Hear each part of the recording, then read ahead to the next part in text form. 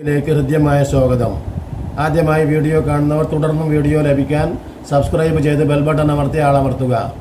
Video ഇഷ്ടമായാൽ ലൈക്കും ഷെയറും കമൻറ്റും ചെയ്യുക. ഞാൻ ഇന്ന് പറയുന്നത് ഇപ്പോൾ എനിക്ക് കിട്ടിയിട്ടുള്ള ഒരു അപ്ഡേറ്റിൽ വന്ന ഒരു കമൻറ്റ്. അത് കണ്ണു തുറപ്പിക്കേണ്ടതുമാണ്, ആലോചിക്കേണ്ട കമൻറ്റുമാണ്. എന്താണെന്ന് ചോദിച്ചാൽ അതിൽ പറയുന്നത് അർജുനനെ കിട്ടാത്തതിൻ്റെ പിന്നിൽ പ്രവർത്തിക്കുന്നത് യഥാർത്ഥത്തിൽ ബുദ്ധിപൂർവമായി നമ്മുടെ ഇൻഷുറൻസ് കമ്പനിയാണ് പ്രവർത്തിക്കുന്നത് എന്ന് പറയുന്നു.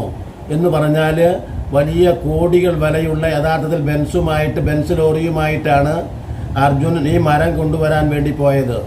അതിനെ തുടർന്ന് പല സംശയങ്ങളും ഉണ്ടായിട്ടുണ്ട്. അർജുൻ ഒന്ന് ചായ കുടിച്ചുകൊണ്ടിരിക്കെ പെട്ടെന്ന് വന്ന ഒരു ദുരന്തത്തിൽ അദ്ദേഹത്തിൻ്റെ ലോറിയും അദ്ദേഹവും കൂടെ പോയി എന്നൊക്കെ പറയുന്നത് നോക്കണം.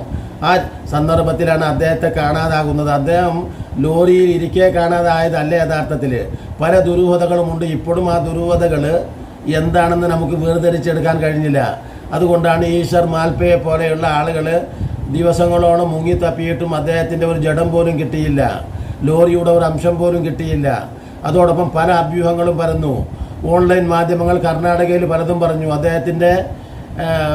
അദ്ദേഹം സുരക്ഷിതമായി വേറെ സ്ഥലത്ത് കഴിയുന്നുണ്ട് എന്നൊക്കെ പറഞ്ഞു. ഇപ്പോൾ പറയുന്ന വാക്ക് ഇതാണ്: ഇൻഷുറൻസ് കമ്പനി ബുദ്ധിപൂർവ്വം കളിക്കുന്നു. എന്തുകൊണ്ടെന്നാൽ അദ്ദേഹത്തെയും അദ്ദേഹത്തിൻ്റെ വണ്ടിയെയും കിട്ടിക്കഴിഞ്ഞാൽ തീർച്ചയായിട്ടും ഇൻഷുറൻസ് കമ്പനി ഒരു വലിയ നഷ്ടപരിഹാരം കോടിക്കണക്കിനുള്ള ഉറപ്പിക ഇതിൻ്റെ ഉടമക്ക് കൊടുക്കേണ്ടി വരും. നഷ്ടപരിഹാരമായി അർജുൻ്റെ കുടുംബത്തിന് കൊടുക്കേണ്ടി വരും. അപ്പോൾ സ്വാഭാവികമായിട്ടും ഒരു വലിയ ഒരു എന്താ പറയുക, നഷ്ടപരിഹാരം കൊടുക്കാൻ ബുദ്ധിമുട്ട് എന്ന് പറഞ്ഞാൽ തടസ്സം നിൽക്കുക. അതാണല്ലോ നമ്മുടെ രാജ്യത്തിൻ്റെ എല്ലാ അവസ്ഥകളും അങ്ങനെയാണ്. പൗരന് എന്തെങ്കിലും അവൻ്റെ അടുത്ത് വാങ്ങുമ്പോൾ നല്ല വാക്കുകളൊക്കെ പറഞ്ഞ് അവനിൽ നിന്ന് പിടുങ്ങി വാങ്ങും.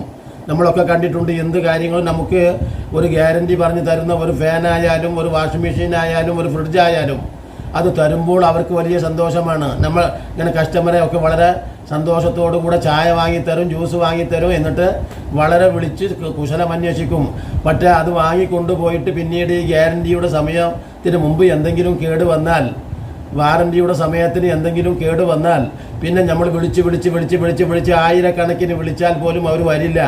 എന്നിട്ട് അവരെ പ്രത്യേക സ്ഥലത്ത് ഫോൺ എടുക്കില്ല, വരില്ല. വന്നാൽ തന്നെ എന്തെങ്കിലും പറഞ്ഞു പോകും. നമ്മൾ അവിടെ സ്ഥലത്ത് ചെന്ന് കണ്ടാൽ തന്നെ അവർ പലതും പറഞ്ഞ് എന്ന് പറഞ്ഞാൽ നമുക്ക് തരാനുള്ള എല്ലാ ആനുകൂല്യങ്ങളെയും സാങ്കേതിക പിഴവുകൾ പറഞ്ഞ് തടയുകയും നമ്മളെ ഏതെങ്കിലും വരുതിയിലേക്ക് വരുത്തി വരയിലാക്കി നമ്മളെ പറ്റിക്കുകയും ചെയ്യുന്ന ഒരു സിസ്റ്റമാണ് എല്ലാവർക്കും ഉള്ളത്.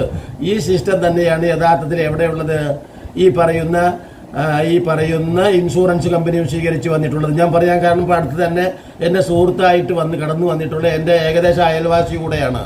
അദ്ദേഹം ബാങ്കിൽ ഒരു നല്ല എന്താ പറയുക, ഈ ആളുകളെയൊക്കെ ഇങ്ങനെ വശീകരിച്ച് കൊണ്ടുപോകുന്ന ഒരാളാണ്. അപ്പോൾ സ്വാഭാവികമായിട്ടും അങ്ങനെ എന്നെ കണ്ടാൽ വലിയ സന്തോഷമാണ്.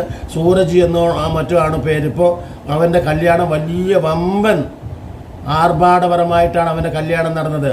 എന്നിട്ട് പോലും ആ കല്യാണം എന്നോട് പറഞ്ഞില്ല, തൊട്ടടുത്താണ്.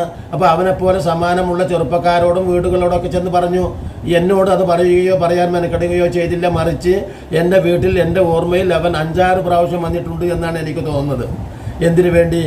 മകൻ ഗൾഫിലാണ് എന്നറിഞ്ഞിട്ട് മകൻ്റെ ഡിപ്പോസിറ്റ് മാറ്റുവാൻ അങ്ങനെ മാറ്റി കൊടുത്തിട്ടുണ്ട്. പിന്നീട് ഇനി കൂടുതൽ ഇന്ന സ്കീമിൽ ചേരൂ, ഇത്ര 5 ലക്ഷം ഇട്ടാൽ 10 ലക്ഷം തരാം, നിങ്ങൾ ചേരൂ കാക്ക എന്ന് പറഞ്ഞ് ധാരാളം വട്ടം എന്നെ വന്ന് കാണുകയും ബാങ്കിലേക്ക് വിളിപ്പിക്കുകയും ബാങ്കിൽ നിന്ന് ചായ തരികയും എന്നെ എത്രത്തോളം വീണ്ടും ഫിക്സഡ് ഡിപ്പോസിറ്റ് ചെയ്യാൻ എന്നെ പ്രേരിപ്പിച്ചു കൊണ്ടേയിരുന്നു. ഈ സാഹചര്യത്തിലാണ് ഞാൻ പറഞ്ഞത് അവൻ്റെ കല്യാണം ഒന്ന് പറയുന്നതിനും അതാണ് സൗഹാർദ്ദം. അപ്പോൾ സ്വാഭാവികമായിട്ടും നേട്ടമുണ്ടെങ്കിലോ ദുർഘടക്കാരെയും വീട്ടിൽ വിളിച്ചു നാം മാനിപ്പൂ എന്ന് വൈലോപ്പള്ളി ശ്രീധരപ്പിള്ള പറഞ്ഞതുപോലെ ഉള്ള ഒരു സാഹചര്യത്തിലാണ് നമ്മൾ എല്ലാവരും ഇന്ന് എത്തി നിൽക്കുന്നത്. ഞാൻ പറഞ്ഞു നോക്കും. അപ്പോൾ ഇങ്ങനത്തെ ഒരു സാഹചര്യത്തിൽ നമുക്ക് ഇപ്പോൾ അർജുനൻ്റെ ഈ പരിപാടിയിൽ അർജുനൻ്റെ ഈ തിരോധാനം അർജുനനെ കിട്ടിയെന്ന് വന്നാൽ, അർജുനൻ്റെ ലോറിയുടെ അവശിഷ്ടം കിട്ടിയെന്ന് വന്നാൽ സ്വാഭാവികമായിട്ടും ഇവർക്ക് നഷ്ടപരിഹാരം ഈ കമ്പനികൾ കൊടുക്കേണ്ടി വരും. അതല്ലാത്തടത്തോളം അർജുൻ മരിച്ചിട്ടില്ല. സ്വാഭാവികമായിട്ടും തിരോധാനം എന്ന ഒരു സംഗതി, അത് ലോറിയായാലും വ്യക്തിയായാലും ശരി, ഇപ്പം രണ്ടും തിരോധാനത്തിലാണ്. കണ്ടുകിട്ടിയിട്ടില്ല. അതിൻ്റെ പ്രൂഫുകൾ കിട്ടാത്തടത്തോളം സ്വാഭാവികമായിട്ടും ഇൻഷുറൻസ് കമ്പനി എന്ത് ചെയ്യില്ല, ഇനി ഇവർക്ക് ഇതിൻ്റെ എന്താ പറയുക ആനുകൂല്യങ്ങൾ അഥവാ നഷ്ടപരിഹാരം കൊടുക്കുകയില്ല. കാരണം കോടിക്കണക്കിന് നഷ്ടം കൊടുക്കണം.